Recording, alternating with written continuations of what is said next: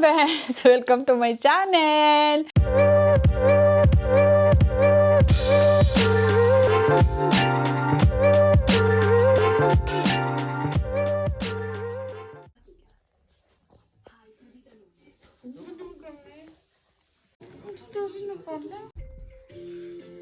May patugtugan. Uy! Kaya ako'y nakagarni. Ay, ornya!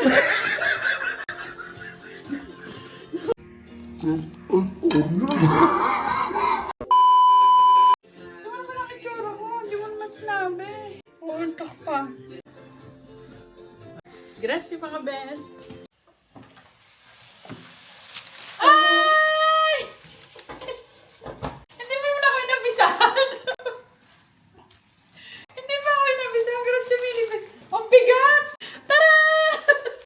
So ayan, medyo masaya tayo ngayon. Siyempre, nadagdagan na naman ang edad. Patanda ng patanda, hindi na mapigilan. Pero hindi naman halata sa ating face. So ayan, ipapakita ko sa inyo kasi wala naman akong handa. Papakita ko sa inyo ang aking mga na-receive na mga kung ano-ano, siyempre. So ayan mga best, hindi tayo ngayon nakamotive. Hayaan nyo na kasi ito depende sa isusuot ko, depende sa mga natanggap ko. Ah! O, diba? So, ayan, ang uunahin natin ay ito. So, napakabigat niya. Alam niyo kung bakit? Kasi, kung ilang taon na ako, yun ang nireregalo ng aking asawa. Si Sir Robert Carandang. Salamat ng marami. So, ibig sabihin, itong tulip na to is 51. So, alam niyo na kung anong aking edad. So, 51 pieces po ito. Ayan, lagay natin dyan. Tapos, yung isa. Ito pa, regalo naman ito ng aking brother at saka ng kanyang asawa na si Maylad. So, sobrang thankful na kahit papano, naalala ang aking karawan. Salamat ng marami. So, ayan, oh, diba? Namumulaklak. Siyempre, ito pa. Alam nyo, masaya pagka talagang may mga flowers, kahit walang handa, ginutom ang guest, okay lang. So, ito naman ay regalo ni BFF. At bukod dito, may regalo pa siyang isa. At siyempre, nakakaangat-angat sa buhay. Kita nyo naman, may salalaya na siya, may lalagyanan na. Dati, ito ganito laang. Dati, skeleton ito, ganito laang. Oh. Dahil siya daw ay nakakaluwag-luwag na sa buhay. Yan, oh. Color ng Madeline's Kitchen. So, ayan. So, syempre, hindi matatapos ang ating birthday yan. Sabi nga, kahit walang handa, ipagpasalamat ang mga nakakalaala. Salamat po sa lahat ng mga bumabati. Hindi ko man kayo maisa-isa. So, ayan, mag-unbox na tayo ng ating special na cake from Lelas Delight. Alam niyo naman na favorite ko talaga ang Lelas. Hindi po pwedeng mawala sa amin sa birthday yan ang cake ng Lelas Delight. At sabi niya, first time niyang ginawa ito para sa akin. Sobrang thankful din ako sa Lelas Delight kasi kahit siya ay ang daming mga event, ang dami niyang ginagawa sa kanyang buhay, hindi niya ako matanggihan na hindi ipagawa ng cake. So, ayan, ibig sabihin, 51 tong tulip. Kung bibilangin natin to, baka abutin pa tayo ng bukas. So, hindi ko na birthday. Kaya wag na natin bilangin. So, ayan. Sobrang thank you, Lelas Delight. Talaga naman. Oh, ito daw nakakain din. Yung tinapay. Happy birthday to you. Happy birthday to you. Happy birthday.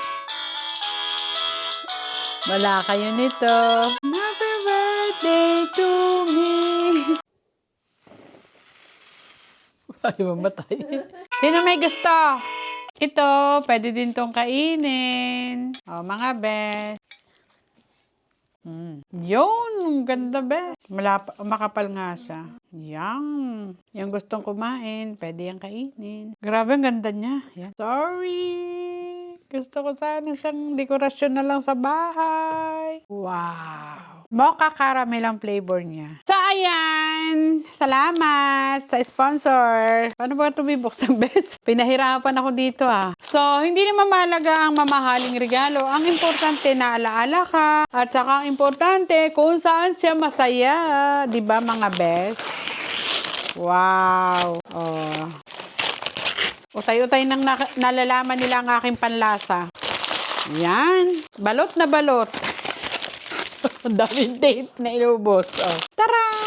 So, ayan. Dahil ako dati, may sapatos na rin na ganito na gamit siya. Talaga naman na panlaban sa lamig, sa dulas, pag medyo nag-i-snow-snow. Kaya naman, try na natin. Yan. So, kung may pang mataas na ganito, yung swelas niya. Pero ito naman ay talagang pang winter. So, talagang malaking-malaki magiging pakinabang dito dahil talagang masarap siya sa paa. Nga lang, salamat sa nagbigay dahil medyo may kamahalan nito. Pero, ganun pa man, aabutan ka ng sawa sa ganitong sapatos dahil talagang siya ay napaka-tibay. So, ayan, mga best. Oh. So, thank you very much. Mamaya natin ayusin, mga best friend. So, ayan, lagay natin dito. Siyempre, may inahin, may inakay.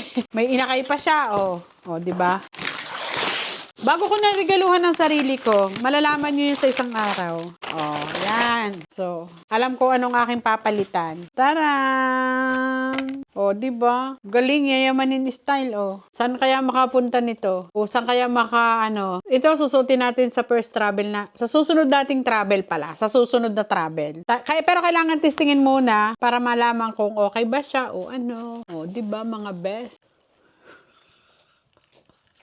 Ang saya-saya na may birthday. So, maraming salamat po sa lahat ng mga nag-greeting, sa mga walang sawang sumusubaybay sa Madeline's Kitchen. So, ayan mga best, mag-unboxing tayo ng regalo ni BFF. Kita nyo naman, ang laki-laki. O, yan. So, tingnan natin kung anong laman sa loob. Yan. Ganda ng balot, pink. Pati naman, pink. Yan. O, kita nyo naman. Madeline's Kitchen ng datingan. So, tingnan natin, mga best. Wait lang. Ayan. Nahihirapan ng mga best. Ayan. So, ito ang regalo ni BFF. O, di ba? Ang laki. Tapos, wow. Diba, stainless ang takip niya? Ganda, mga best. Ay, may manluto pa. Oh, tingnan natin. Wait lang, mga best. Diyan ka.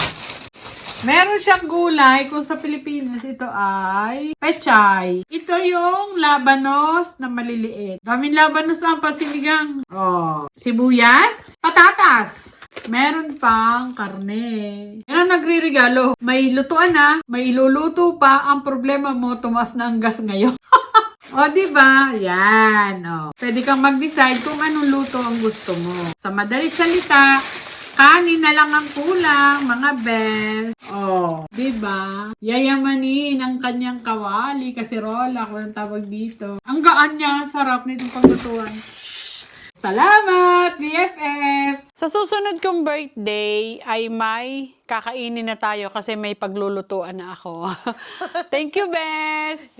Tapos yan ba, may pa-orchids pa si Mayora. Ang dami niyang regalo. Yan. Anong masasabi mo, best friend? Dito ko sa tabi ko. Masasabi ko, happy birthday, Bes. Sana tumagal pa ang ating pagsasamahan, ang ating pagiging magkaibigan. Sana tumagal. Kasi nararamdaman na natin yung mga katawan natin. Patanda na, pero masasakit na mga buto-buto, kasu-kasuan. Kaya dapat talagang i-enjoy mo yung moment na meron ka. Kasi hindi mo alam bukas, makalawa, kung anong mangyayari. So, kung kaya mong mag-travel, kaya mong lumakad, kaya mong bumayad, so go. Oo. Ito si BFF kasi, may problema lang siya na hindi siya makatravel. Pero kung siya... hindi masyadong libre yung araw. Hindi masyadong libre. Dahil doon sa kanyang alaga, sa kay Babol. Oo. Pero, dapat talaga mag-travel na tayo. Kasi, wala na. Yung kain kasi, hindi na masyadong pwede. Binabawalan na ng doktor.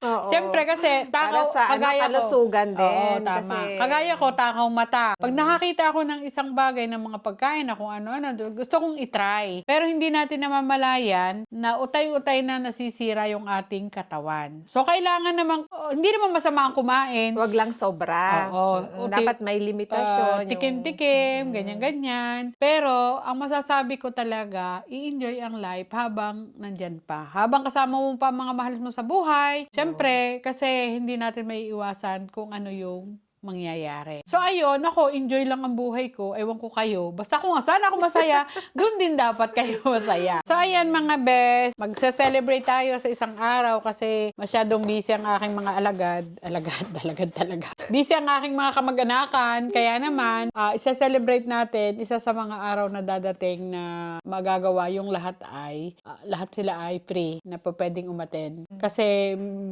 mahirap din kasing maipon, bihira magkasama-sama at dahil may kanya-kanyang istorya sa buhay, may kanya-kanyang trabaho, bla bla bla, kung ano man mga ginagawa sa buhay, yung isa maghahatid ng ganito, yung isa may trabaho, ganyan-ganyan. So mahirap mabuo ang magkakapatid o ang mga kamag-anak. At syempre, kay Don Robert, sobrang thank you. Grabe, ang dami nito. Yan, ang bigat talaga. Kita mo, ang bigat niya. Ang bigat niya. Ano? 51. 51. So, ibig sabihin, 51 to, 51 na ako. No isang taon, 50 roses. Ngayon naman, 51 na tulip. Oo, yan. Siyempre, may inakay pa din nakakaluwag-luwag sa buhay kasi may lalagyanan na siya. Oo. Sana humaba din ang ating pagsasama. Diba? Tapos ito sa brother ko, siya nakakadalawa ng bouquet sa akin. Noong isang taon may dala din siya, ngayon may dala din siya. Pero hindi ko siya nailibre. So, ayan mga best. Ano pang masasabi? Sobrang thankful, sobrang blessed. Talagang sobrang salamat sa mga bumabati sa akin. Hindi ko naman kayo maisa-isa. So, dito ko na lang kayo babatiin sa vlog. Pagpasensyahan nyo na, hindi na makapagluto. Sobrang busy ng Medeline's Kitchen. Hindi na makapag-vlog. Pero huwag kayong mag-alala. Isang araw magbablog uli kami ni BFF. Pupunta kami sa dagat, sa Dalampasiga. Maglalakad-lakad. Magtatapon ng magtatapon ng taba. Maglalakad-lakad, relax. So, mga best sa mga nanonood ng Medeline's Kitchen, i-enjoy nyo lang po ang buhay. Bawal malungkot, bawal ang tamad. Kung anong meron, pagtiyagaan. Kung anong kailangan gawin habang maaga pa. Kung gusto nyo magnegosyo at kaya naman magnegosyo po kayo. Kung gusto nyo magluto, manood kayo ng Medeline's Kitchen. So, parang lahat nasabi ko na. So, thank you very much po sa panonood at sumusuporta sa Medeline's Kitchen. Don't forget to like, share, and subscribe po. God bless. Ingat po ang lahat. Bye-bye.